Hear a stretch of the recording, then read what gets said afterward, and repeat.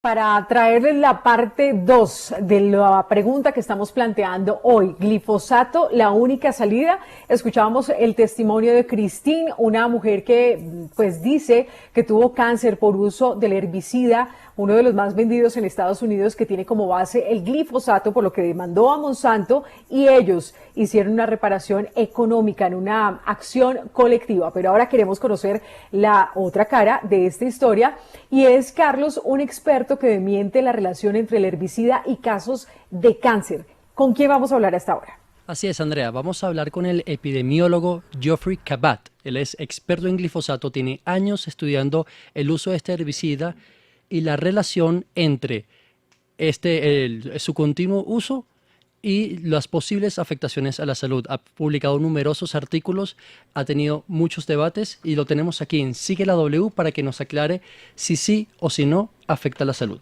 Mr. Geoffrey Cabat, welcome to W Radio. Thank you very much for being with us. Creo que tenemos que activar el audio. Mr. Cabat, please turn on your microphone, please. It's on. Okay, now we can hear you. Ok, Andrea, vamos entonces con la primera pregunta en el marco del Día Internacional de la Mujer. Perfecto, Juan Pablo. Primero que todo, preguntémosle qué le responde a personas como Christine, quienes han dicho con un testimonio de vida, sí, a mí me dio cáncer y fue por estos herbicidas que tienen como base el glifosato y por lo tanto quiero que el mundo se entere de lo perjudicial que es para la salud. Well, Mr. Cabat, a few minutes ago we heard the story of a woman that says that her case of non-Hodgkin lymphoma was caused by the use of RoundUp. What would you tell to someone like her and other people that claim that the use of this herbicide has caused them health issues? Okay. This is a complicated story, but first, I should start out by saying who I am, because there are lots of people out there who have opinions. Okay. Okay, go on. I'm an epidemiologist and have been on the faculty of the various schools of medicine, Albert Einstein College of Medicine in New York, and I've had a 40-year career in which I study factors that affect health, from diet, hormones, electromagnetic fields, DDT and other chemicals, smoking above all, and so forth. So that's what I've done for my career, and I have also made a point of trying to explain these issues to the public. So I've written 2 books about this, and I've written many articles on Forbes and other Slate and other websites trying to explain these issues. So that's important to say, because this is only one of many, many issues that I've tried to straighten out. Okay, the second thing to say is that I've never taken money from Monsanto or Bayer or any company involved in agriculture. Okay, so now, could you show the first slide, please? Vamos a presentar entonces la primera imagen que nos compartió el Dr. Cabat. Yes, go on, Professor Cabat. Are you going to translate what I said? Yes, but please go on with your okay. Can you show the first? Can you show the first slide? Yes, it's now on the screen. Oh, it's on the screen. Yeah. Okay. How do I see it? I'll ask my colleague here to share it with you. Okay. It's not important. Okay. So the first points to make are, and I was very saddened by hearing what Christine Sheppard has gone through. Clearly, a quite terrible thing to go through for over 10 years that she's had this disease. Okay, but I want to make a few points about non-Hodgkin's lymphoma. First of all, it's a rare type of cancer, but it's not one thing. It's called non-Hodgkin's lymphoma because it's all of those lymphoid cancers that are not Hodgkin's lymphoma. Hodgkin's lymphoma usually affects younger adults, and we can treat Hodgkin's lymphoma. So non-Hodgkin's lymphoma is a basket term, including a lot of different types. Okay, so immediately it's complicated, and in general, we do not know what causes these cancers. And I should say that, stepping back, that we don't know what causes very many cancers. We know about lung cancer, that smoking causes the majority, but we don't know what causes many cancers such as pancreas, those are the ovary, brain, colon, prostate, and so on. We have some vague ideas, but we don't know what causes them. Okay. Let me translate, please, Mr. Cabat. Go ahead. Bueno, Go ahead. Lo primero que nos dice es que él quiere explicarnos quién es él. Entonces nos dice, yo soy un epidemiólogo que ha trabajado durante varios años en el Albert Einstein College en la ciudad de Nueva York. Tiene una carrera de más de 40 años investigando factores que puedan tener algún efecto sobre la salud humana. Nos habla el de la dieta, nos habla el de las hormonas, de los campos electromagnéticos. En fin, nos dice él que ha hecho 2 libros al respecto, una cantidad importante de artículos en revistas científicas y no científicas, nos menciona la revista Forbes, y nos aclara que él nunca ha recibido dinero ni de Monsanto ni de Bayer. Ahora, sobre la pregunta, pues nos dice él, mire, primero que todo la historia de la señora Sheppard, por supuesto, es muy dolorosa y él se entristece al escucharla. Estos 10 años de dolor por cuenta de la enfermedad, pero nos quiere hacer hincapié sobre lo que es el linfoma no Hodgkin. Nos dice él, mire, cuando se habla de linfoma no Hodgkin, pues el decir que es no Hodgkin significa que es distinto al otro linfoma, al Hodgkin, que puede tener un tratamiento. Al ser no Hodgkin, su tratamiento es muy complicado, pero hasta el momento no existen elementos o pruebas científicas que puedan permitir decir de dónde viene este cáncer o qué causa el cáncer, que es algo que ocurre con muchos cánceres. Entonces nos da él el ejemplo del cáncer de pulmón, que está vinculado con el cigarrillo y con fumar, eso es bien sabido. Pero en contraste nos dice él, no se sabe de dónde sale el cáncer pancreático, o cuál es el origen del cáncer de ovarios, o qué es lo que puede provocar un cáncer de cerebro. Y en esta situación, en el caso del non-Hodgkin, pues dice él, pasa lo mismo, no se sabe de dónde. Juan Pablo, yo quiero que le pregunte lo siguiente. Hay 3 casos muy famosos en los Estados Unidos que personas dicen que llevaron su caso a los tribunales porque el glifosato les causó este tipo de cáncer. Dwayne Johnson, a quien Bayer va a tener que pagarle $20 millones. Edwin Hartman, $25 millones. Y Alba y Alberta Pilliot, de $2.000 millones.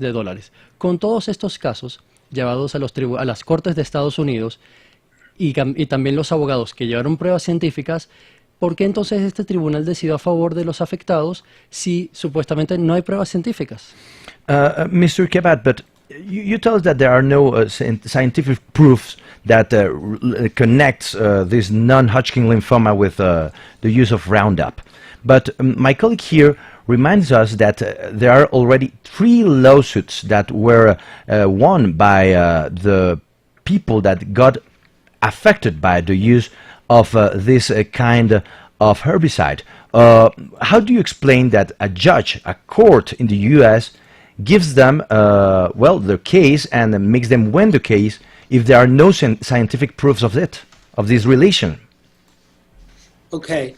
First of all, the sound isn't very clear to me. It was earlier, but it's not now. It's sort of, your voice was sort of cloudy. But I'll try to answer. Because lawsuits and tort litigation is something that's very, very different from science. And because you have a poor individual who has a terrible disease about which I said we know nothing, and this agency I'm going to talk about, it's not the World Health Organization, it's the International Agency for Research on Cancer, is the only group that's come out and said that this is a carcinogen. I want to come back and talk about this, but when you have a jury looking at a poor person who has a rare disease that we don't understand, and they say, I used RoundUp for 10 years or whatever, and you have an agency, a respected agency that is associated with the UN, and it comes out and says, they didn't say it's a carcinogen, they said it's a probable carcinogen. And what that means we could talk about if we had time. But in that case, people react in a certain way, and it's got nothing to do with what the science says about this situation, about this product, okay? It's appearances, it's a big bad corporation, and they're not looking at the scientific evidence, which always needs to be looked at critically. Not every study is as good as every other study.